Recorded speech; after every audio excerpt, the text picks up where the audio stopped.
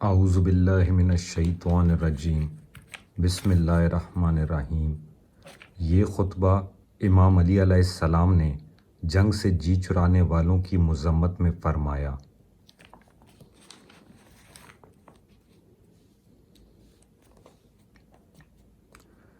میرا ایسے لوگوں سے سابقہ پڑا ہے جنہیں حکم دیتا ہوں تو مانتے نہیں، بلاتا ہوں تو آواز پر لبیک نہیں کہتے۔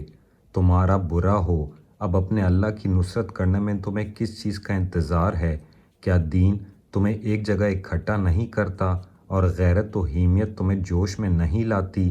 میں تم میں کھڑا ہو کر چلاتا ہوں اور مدد کے لیے پکارتا ہوں، لیکن تم نہ میری کوئی بات سنتے ہو نہ میرا کوئی حکم مانتے ہو، یہاں تک کہ ان نافرمانیوں کے برے نتائج کھل کر سامنے آ جائیں۔ نہ تمہارے ذریعے خون کا بدلہ لیا جا سکتا ہے، نہ کسی مقصد تک پہنچا جا سکتا ہے۔ میں نے تم کو تمہارے ہی بھائیوں کی مدد کے لیے پکارا تھا، مگر تم اس اونٹ کی طرح بلبلانے لگے جس کی ناف میں درد ہو رہا ہو، اور اس لاغر و کمزور شتر کی طرح ڈھیلے پڑ گئے جس کی پیٹھ زخمی ہو۔ پھر میرے پاس تم لوگوں کی ایک چھوٹی سی متزلزل و کمزور فوج آئی، اس عالم میں کہ گویا اسے اس کی نظروں کے سامنے موت کی طرف دھکیلا جا رہا ہے۔ اس خطبے کا پس منظر کچھ یوں ہے کہ جب معاویہ نے مقام عین التمر پر دھاوا بولنے کے لیے 2000 سپاہیوں کا ایک دستہ نعمان ابن بشیر کی سرکردگی میں بھیجا، یہ جگہ کوفہ کے قریب امیر المومنین کا ایک دفاعی مورچہ تھی جس کے نگران مالک ابن کعب تھے۔ گو ان کے ماتحت 1000 جنگجو افراد تھے، مگر اس موقع پر صرف 100 آدمی وہاں موجود تھے۔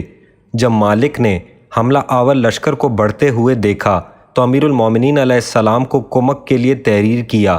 جب امیر المومنین علیہ السلام کو یہ پیغام ملا تو آپ نے لوگوں کو ان کی امداد کے لیے کہا، مگر صرف 300 آدمی آمادہ ہوئے، جس سے امام علی علیہ السلام بہت بددل ہوئے اور یہ خطبہ ارشاد فرمایا۔ جب امام علی علیہ السلام خطبہ دینے کے بعد اپنے گھر پہنچے تو عدی ابن حاتم آپ کی خدمت میں حاضر ہوئے اور کہا کہ یا امیر المومنین علیہ السلام، میرے ہاتھ میں بنی طے کے 1000 افراد ہیں، اگر آپ حکم دیں تو انہیں روانہ کر دوں۔ امام علی علیہ السلام نے فرمایا کہ یہ اچھا نہیں معلوم ہوتا کہ دشمن کے سامنے ایک ہی قبیلے کے لوگوں کو پیش کیا جائے، تم وادی نخیلا میں جا کر لشکر بندی کرو۔ چنانچہ انہوں نے وہاں پہنچ کر لوگوں کو جہاد کی دعوت دی تو بنی طے کے علاوہ 1000 اور جنگ آزما جمع ہو گئے۔ یہ ابھی کوچ کے لیے تیاری کر ہی رہے تھے کہ مالک ابن کعب کا پیغام آیا کہ اب مدد کی ضرورت نہیں ہے کیونکہ ہم نے دشمن کو مار بھگایا ہے۔ اس کی وجہ یہ ہوئی تھی کہ مالک ابن کعب نے عبداللہ ابن جوزہ کو کرزہ ابن کعب اور مخنف ابن سلیم کے پاس دوڑا دیا تھا کہ اگر کوفہ سے مدد آنے میں تاخیر ہو تو یہاں سے بروقت امداد مل سکے۔ چنانچہ عبداللہ دونوں کے پاس گیا، مگر کرزہ سے کوئی امداد نہ مل سکی۔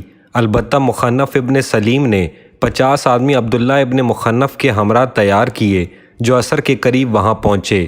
اس وقت تک یہ 2000 آدمی مالک کے 100 آدمیوں کو پسپا نہ کر سکے تھے۔